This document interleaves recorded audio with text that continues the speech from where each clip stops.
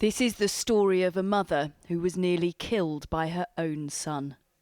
Before he was jailed for 12 years, Helen gave the court this impact statement, describing the terror she had felt during the attack, that she thought she was going to die.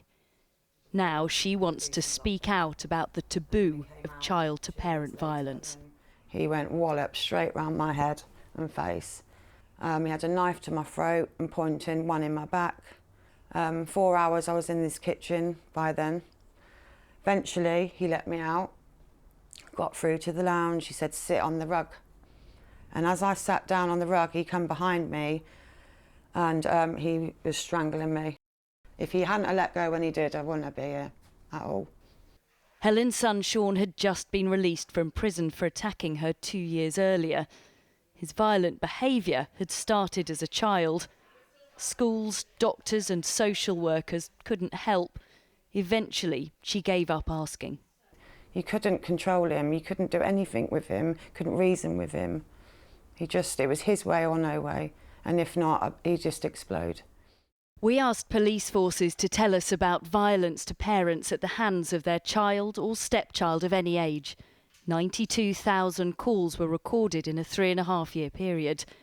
11 forces could tell us homicide figures, and at least 48 killings were committed by the child or stepchild of the victim, known as parricides.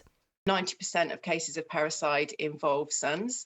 But in terms of the victims, it's equally mothers and fathers are equally likely to be victims. It usually takes place in a one-on-one incident. There's very rarely other people involved, very rarely witnesses, very rarely accomplices or other victims involved in parricide.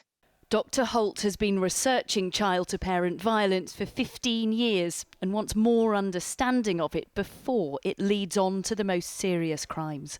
It would be incredibly unlikely, I think, for it to take place out of the blue without a history of violence and abuse, which I think is why it's so important for early intervention, just like we try to engage in early intervention with other forms of family violence.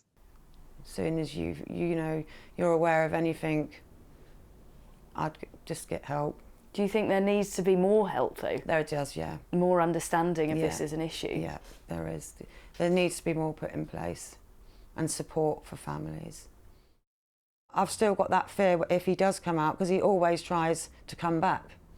He's my son. I don't want him in my life. I don't ever want to see him again.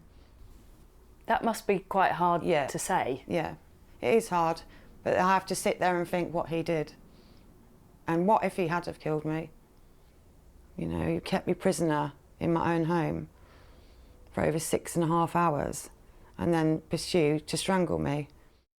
Helen never imagined she would need a lifetime restraining order against her own son. She wants a louder discussion about child-to-parent violence. However difficult, it's a conversation that needs to be heard.